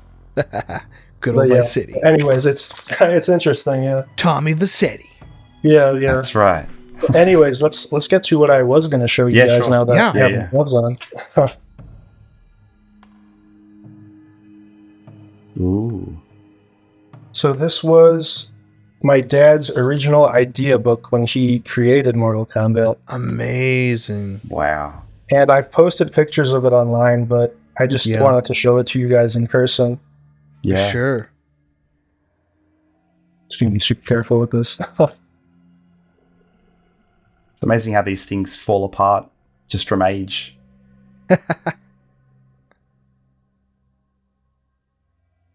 Got the original page right here. Wow. Look at that. There it is. Yeah. There it is. Incredible. And man, I wish I had a better overview here. I'm trying to see if there's anything I haven't posted. We got the settings. He did the courtyard setting and then all the other stages. Wow. Yes, look at that. So cool. So we have the character designs. That's Michael Grimm down there. Yep. Oh, Michael Grimm. Yeah. Yeah. Yeah. Yeah. Yeah. Yeah. Yeah. Let's see what else. Rakuro, I think is my favorite character that never came to be. Oh, Yeah. so But good. okay, here's one that I don't think I've shown this one. Okay, the top one is a Lin Kuei Ninja, just a generic design, and the bottom one is Raiden. I don't think I've shown this one. Oh, wow. Neat. Oh yeah. Raiden is my Look at- all-time favorite character, so Look at that's that. wild. Yeah. Actually, yeah, I'm trying to think if I don't think I did. Huh. I'll have to post that one. I don't think so, no. I haven't seen it, I don't think. See what else.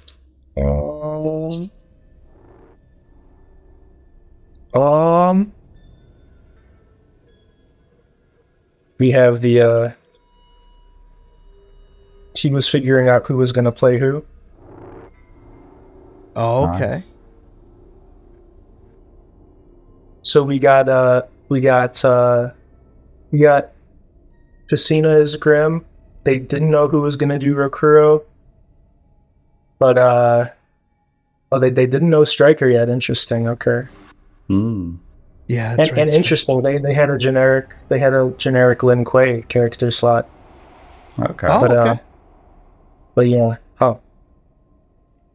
Oh, but Striker and Kitsune, it says if time permits, so Oh, it says on there. so I don't yeah, so okay. Yeah, because I was aware they wanted to put more characters, but because of time limitations and size and stuff like that, they really had to cut it down. Yeah. Yeah. Looks like we got some information about the costumes right here. Oh yeah. Added some details. Like, I don't know if you guys can read that okay, or It'll be a lot more clear probably- in post. Yeah. okay. Yeah. But yeah. Man, I gotta take a lot more pictures of this because I'm finding new stuff in here. But Yeah. But look at all these details they have about the costumes. I never knew that they wrote all this stuff down. Yeah. Huh. Wow. But yeah. Interesting. Okay, what else do I get? So that It's was like that show and notebook. tell. Man. I Show and tell. I want to. I honestly want to put it in a museum or something. So someone hit me up if they are owning a reputable museum. I've got a few Oh, glass Brian! cabinet behind me. Yeah. You guys have Oh, yeah. that museum collection? No, but seriously, Brian in Netherlands is legitimately, he's thinking about making a Mortal Kombat museum. I think he's got the biggest Oh, okay. collection in the world. Yeah. Yeah. It's I just impressive. I'm always going to like museums and exhibits and seeing like, oh, this was the first whatever, and these were Yeah. the like they always show the plans and everything. So I definitely want to see that in a museum or Yeah. something good happen to it. I bet you know? one day, Yeah. man. One day. Yeah, for sure. It's just a matter of time. Yeah. Yep. I think it's safe to say, Chris, Mortal Kombat's here to stay. It ain't gonna die. I think so. I, mean, think so. I don't think it's gonna die. Well, I mean, Ed was just talking in the panel at Cleveland about how there's a new generation coming in and how we can pretty much reintroduce Mortal Kombat to that new generation with all the new technology we have and all these new consoles and how awesome everything is looking. Instead of worrying about Chaos Reigns, why don't we worry about introducing Mortal Kombat to the next generation? You know what I mean? Yeah. Yeah, that's a good way to put it. Yeah. Hashtag these are- MK13. This is the comic book that my dad drew right before Oh, all that wow. Mortal Kombat stuff, the real Ghostbusters. The I heard about that, Ghostbusters. Yeah, we got some Whoa. copies of that. And let's see. I love his art style. Oh, I know. It's so good.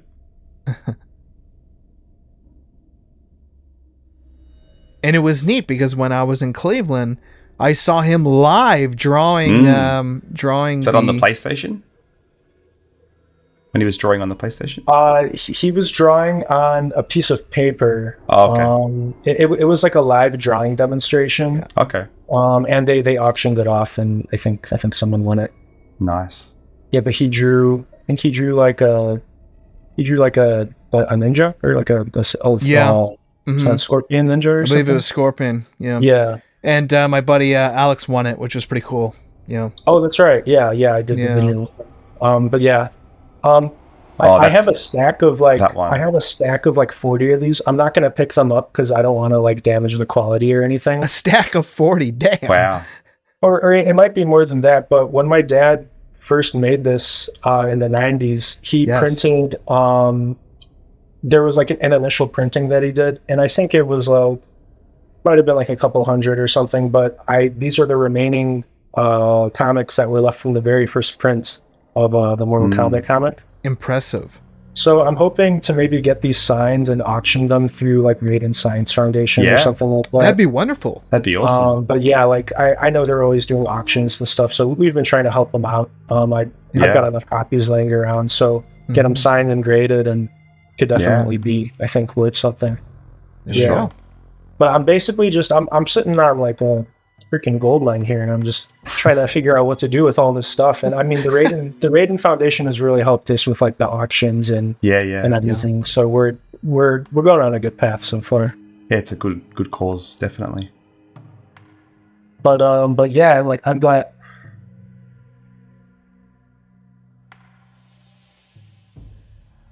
Yeah, like these cards.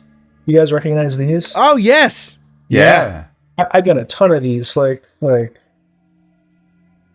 got a ton of these. I got the Johnny Cage one right here. Yeah. So cool. Yeah. So did you guys get these in the 90s? I don't know if Australia got them. Okay. See, we missed out on a lot of stuff. Even with MK1, the collector's edition didn't come out here, so Marcus had to ship me one from Canada just so I could get that Liu Kang statue. So, and then little things like that, like I don't think a lot of that stuff came out here, so I'm seeing a lot of this stuff for the first time. So cool. Right, yeah. I honestly, me too, because I wasn't around during the era, and people are always sending me pictures of stuff like, oh, hey, do you have this one ring, or do you have this one card? And it's like, no, I've never heard of it. I feel like maybe Christopher, we're similar in that way, where like there's a lot of stuff that you weren't exposed to because you were in Australia, and there was a lot of stuff I wasn't exposed to because I wasn't alive, you know. So Absolutely. But yeah, very cool. Right on, man. Let me show you one more thing. Sure. Drake's dad on screen. just because I saw it on the shelf. Literally just because I saw it on the shelf, and it's my favorite thing in the world, man. Oh, dude, I have that. It's amazing. I just love this. Just like, oh man, like the fact that there's like points. Oh my god, Kano's knife. It's like cool. My favorite knife of all time. Oh yeah. Yeah. Hey, I got a random question for you. Did your dad ever tell you any really cool stories about him being on the movie set? Anything notable? He definitely did. I would have to like think a little bit, like a little bit about it. It's been a minute. Yeah. He just told me it was like a lot of fun working with the actors. Like he worked with he was talking to me about Lyndon Ashby, working with Lyndon Ashby. I guess he's an awesome guy, and he's still like out, doing stuff today. Yeah. Very successful. Yeah, and he must have got a kick out of the Goro. How they did that. Man, that was state of the art for its time. There's that picture Goro? of your dad looking up at him. That's really iconic. Yeah. Yeah. I know I had a lot of fun. And to be honest, I should talk to my dad more about it because I know that they've got great stories. I know they were in LA and like, they would like go out at night, and a lot of times they would go out with the actors, and I've heard stories, they've got their going out stories, and nothing that I'm gonna like go ahead and transfer and share to you guys because I don't know how they you know what I mean, but but they had fun. Like they had fun in LA when they were doing the movie, and I really hope we can go to the premiere for this 25 movie that's coming out. Because like my parents told me the story about when MK95 came out, and they flew my dad and my mom, and actually my dad's parents went too. Oh, wow. nice. They flew them all out to Hollywood, and when the movie premiered at the Chinese theater, they brought them in a limo. They all walked out on the red carpet. I remember my mom was saying, like, all these paparazzi were taking pictures of me, and like this one lady asked me where I bought my dress, and I'm like, oh, I got it from Target. You know, like, Target, like, yeah. like it was like one of those things, and like they told me the story, and they got treated so well. My grandpa still has a Dom Perignon 1985 that they gave them as like a celebratory thing, and it just sounds like such a magical like couple of days that they had during the premiere of that movie. And this new movie coming out, especially now that they're working with Ed and the team on it, it would be awesome if me and my dad could come to the premiere and check things out, because 30 years, 25, 95, that could be kind of a good come around. Hey, and it's and it's right in Australia, man. It's right in Australia. So our good friend Chris here, he might have the opportunity too. I sure hope so. Hell, I'd fly out too. You all. I mean, if you can, I mean, I'm sure they're gonna, they're gonna have some type of audience. But like, it's like my entire life, I've always heard the epic story of the one day they walked the red carpet, and like, yes, I could be with them. I don't know. I don't know. It'd be cool. It'd be wicked. Yeah. Now I do remember your father. He was quite vocal about the Mortal Kombat 2021 movie. He seemed pretty proud of it and stuff like that, and everything that had happened. Does he ever talk to you about how much he's looking forward to the sequel and stuff like this? I mean, he was vocal about it. Yeah, he made a big post about it. Actually, I think it was on Twitter or X. Yeah, he seemed pretty happy about it. Who started following me on Twitter was Louis Tan, because okay. I posted the video of Ed playing MK with a fan at Cleveland. Yeah, and he was like, he said something like, "Oh well, I'll see you next time," and then I replied round two, but he replied to my post and started following me. So that's cool. Yeah, I thought that was cool. Yeah, he's a good guy, Louis, man. Yeah, he's awesome. What was the question again about the 2021 movie? Did your father ever talk about how happy he was with the movie, or did he have any? Oh, right. He didn't or? So before they made the movie, they had contacted him about it, because they were going to initially use him for consulting. Because he was with Warner Brothers, and like I think that transition to Warner Bros. Already happened. They were already making the movie. And I think they told whoever was working on that movie, hey, call John Tobias, and just call him. But then they they called him initially. If I could possibly be wrong, but I'm pretty sure this is what happened. They called him initially, and they had a brief conversation, and they never called him back. What a shame, because they would keep things like very authentic and whatnot. Have his blessing, and I remember when it was happening, and he was keeping me updated on everything, and he was like, oh yeah, they called me, and then they just never called him back, and then eventually we just realized, okay, I guess they're going ahead and they're not going to use him for consulting. And then my dad was talking to Ed and everyone at NRS, and they were like, oh well, we asked about it and they never got back to us, and I guess they're just going to go out and do their own thing. And they really just like never responded to any of our messages, and it's, what can you do, so they made the movie, and it was what it was, and it was a little bogus, because when it was released, Warner Brothers came to my dad and Ed and asked them to post positive stuff about it. And so like when he posted that, it was mainly to make Warner Brothers happy. He doesn't agree with like any of the creative stuff at all, and neither does Ed. And the damage was so bad from them ignoring them that with this new one, they finally were able to go back and make it right. But like I feel bad, because a lot of people will like rip on like the actors and stuff like that, and really it's not any of their fault. It's the fault of whoever was managing stuff at Warner Brothers. You know what I mean? Like I'm just gonna say, like, they really should have worked with my dad and Ed on the first movie. I don't think I'm wrong to It's a say no-brainer. that. You know what I mean? Yeah, I agree. They should have done that. Yeah. You know, and why didn't they? Was there someone in some position that wanted to make their own decisions? Egos, I and you think. know, that Yeah, maybe, and Yeah. to be honest, it very much is the same way at like even at a place like NetherRealm Studios, or like everyone there is awesome. Everyone there is great. It's one of the best places to work with a team, from what I've observed. But like in any big company, there's always, you know, people who want to keep their positions, and there's a little bit of a ladder to climb, you know, and so things work out the way they work out, and sometimes people know what they're talking about, and sometimes people don't. And the consequences of that, you know, come to light eventually, you know. So with this new 2025 movie, you know, it has the cameo in it, and they did consult with them for some stuff. But, for the 2025? Yes, for the 2025. Yeah. Oh, good. I was just about to ask that. Okay. Yeah, they did work with Ed a little bit more closer on it. They learned from their mistakes to. Yeah, Ed actually flew out there and visited the set and stuff. They didn't ask your dad to do that?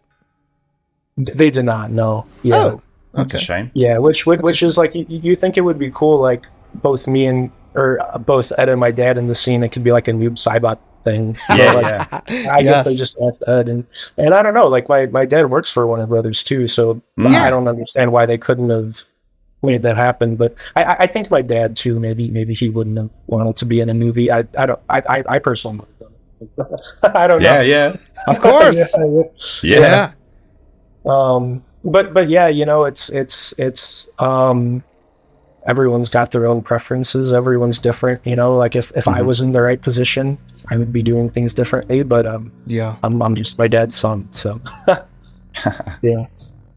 And I guess sort of the last question I want to ask before we head to the last segment: when you did see the MK 2021 movie, or even the 95 one for the first time, did you ever watch it with your dad?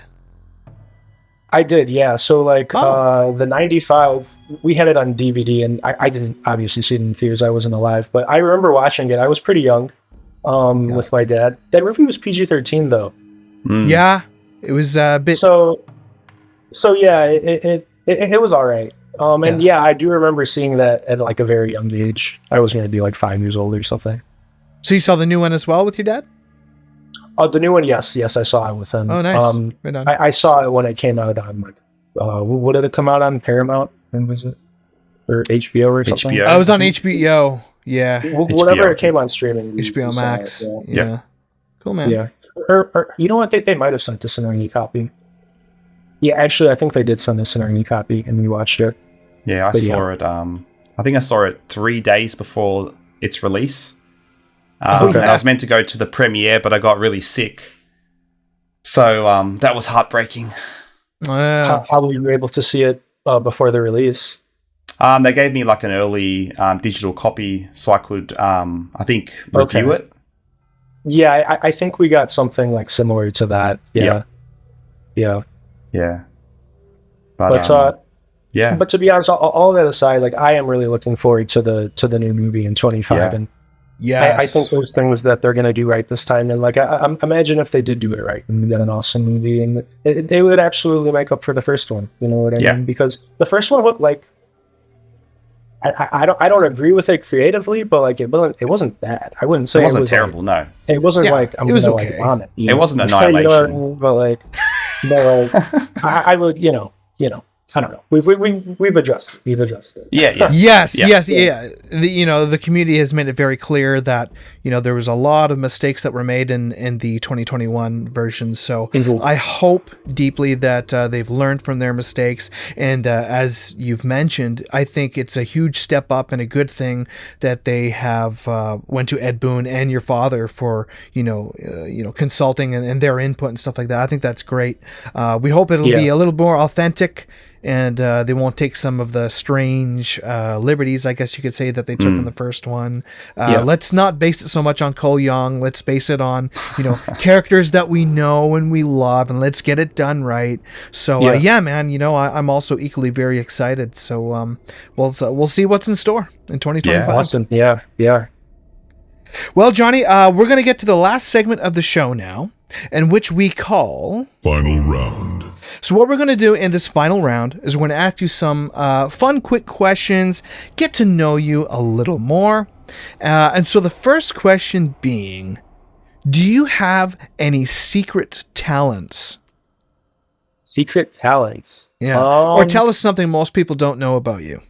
I mean, I play the piano pretty well. Yes. Like I was saying before, like I do want to post a little bit more about like my musical talents. But I've been playing by ear since I was 2-3 years old.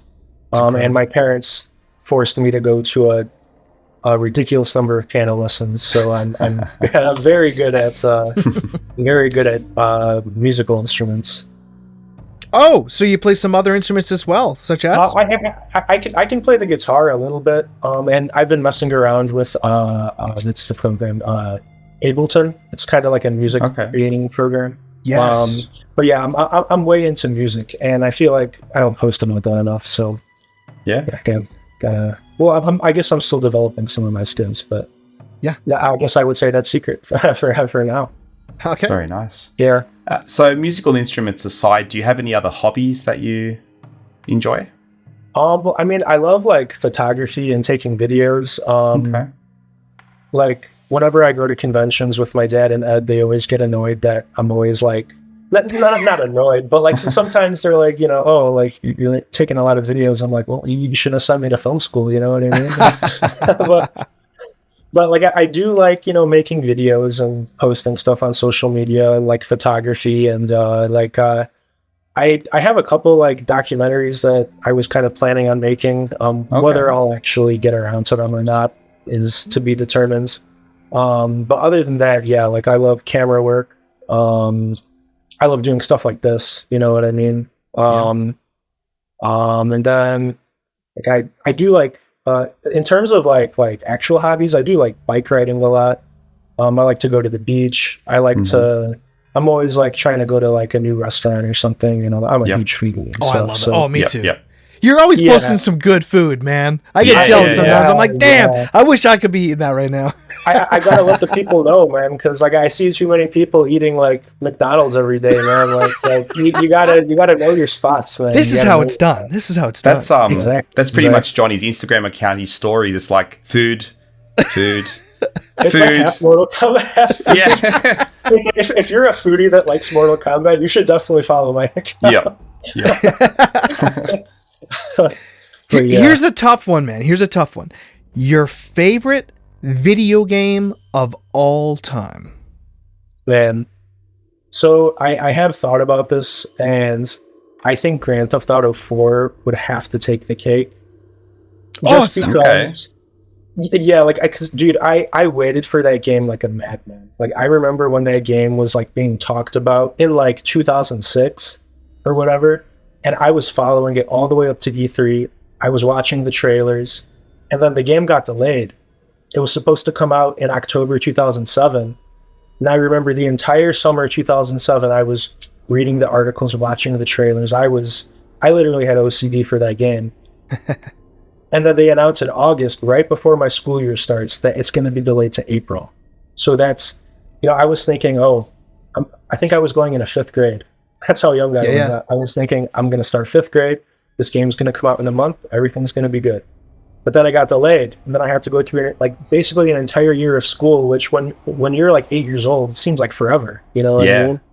Oh, yeah. And so I literally waited forever for that game. And like there would occasionally be like an article that would come out about it. There would be like a video, and this was back in the day before like stuff would get leaked, or before like you could basically see whatever you wanted on the internet. So like, and even E3 back then, it wasn't open to everyone. Yeah, like you had to hear what you heard from your sources. So I was basically a online detective for that game. But finally, it came out, and I remember I was still kind of young, but my dad was like, You've been waiting so long for this game. I'm just going to buy it for you. And then I bought it, and it was great. It was great. And I played the crap out of that game. It didn't disappoint. Honestly, I find GTA 4 is incredibly underrated. I think it's an amazing tale. You know, I love the Nico Bellic character, and I love everything that he brought to that universe. To be dead honest, I preferred 4 over 5. I thought 4 was really incredible. did too. Yeah, 5 was good, and when it first came out, it was awesome and everything. But they just dragged that game on. Way too much. God! I mean, at this point, it's a joke at this point. Yeah. But and I mean, we're almost a year from the GTA 6 trailer, if you think about it, which is kind of like crazy. And that game's going to get delayed again. Absolutely. Wow, especially from that big ass leak that happened. Woo! Yeah. Well, they're pissed about the leak, so I think they're kind of being passive aggressive about it. Is what's going on. You know what I mean? Like, they got leaked. They're like, all right, it's been 10 years. Release a trailer for the fans, but other than that, we're not giving you crap. Like, even though you're gone, don't get us hacked.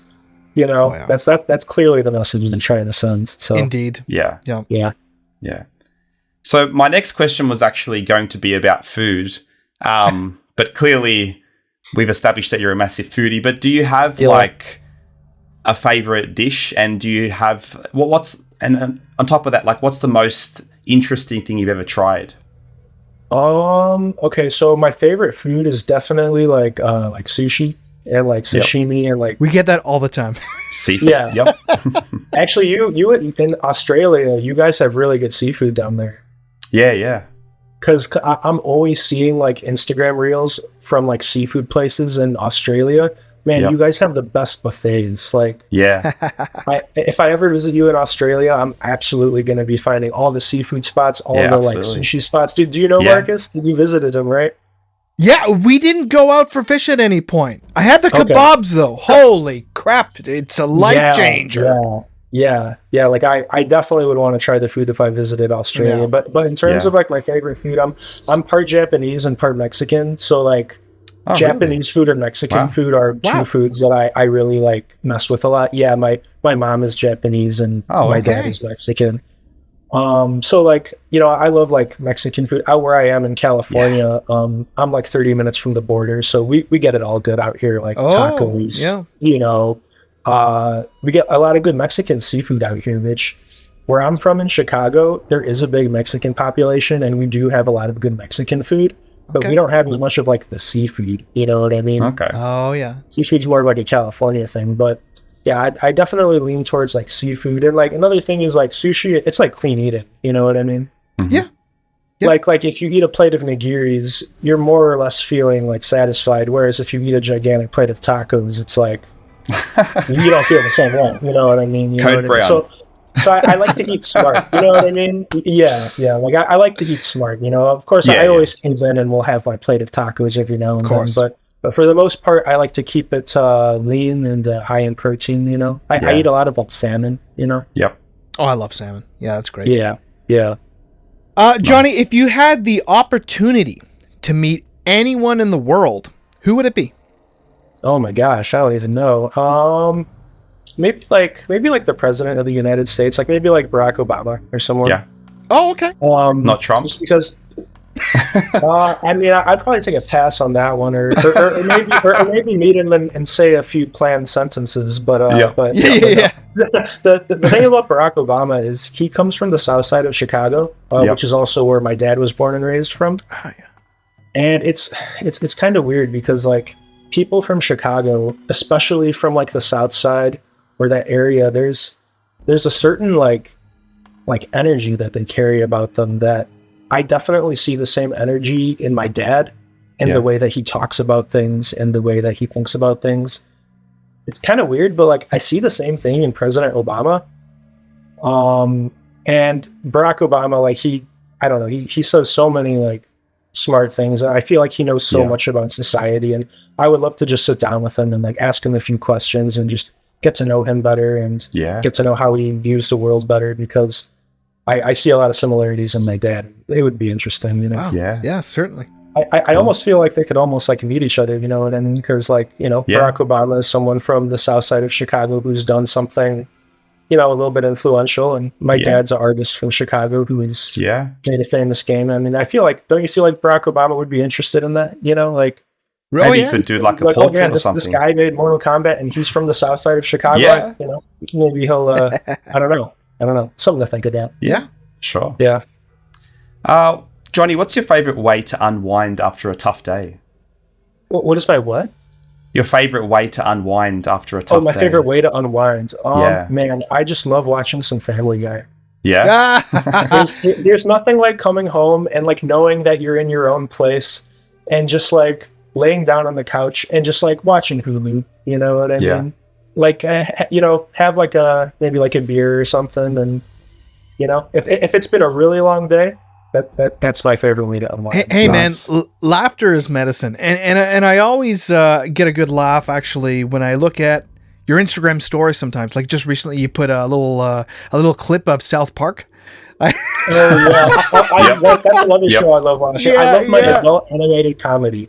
I love that stuff, man. Yeah, and like I love posting clips and like everyone relates to it, and But like my favorite way to unwind, honestly, just like chilling at my place with some TV on. Maybe I'm on social media, maybe I'm not, but there's nothing like being at home. I hear you, man. Here's an interesting question. What's your stance on the paranormal? Do you believe that stuff's kind of real? Do you think there's anything to it? Have you ever had any experiences? Trying to think. I think there definitely is something to it. I feel like there's a lot about like life that we don't understand yet as like the human race. You know what I mean? Like there's definitely some like transferring of like souls or bodies or some Mortal Kombat shit that like we just don't know about yet. You know what I mean? And maybe in like 100 or 200 years the scientists could figure it out. But until then, I think it's absolutely possible that there could be some type of energy roaming around or that could maybe cause someone to see or experience something. I don't believe that it's like I don't believe in any of the like traditional stuff like it's like ghosts from hell or anything like that. I just feel like it's maybe like energies or something like that we just don't understand. But there's definitely something to it. Cool. Yeah. All right, and to close it off, what is number one on your bucket list? It's a good question. Well, I've wanted to do more traveling. I was doing some traveling before COVID. I went to Japan, nice. But I've always wanted to go back. And I've always wanted to go to Europe. I did like a little bit of a Euro tour before college. I did London, Paris, and Rome. But there are so many other cities in Europe that I want to see. And I have tons of friends who have done like backpacking trips across Europe.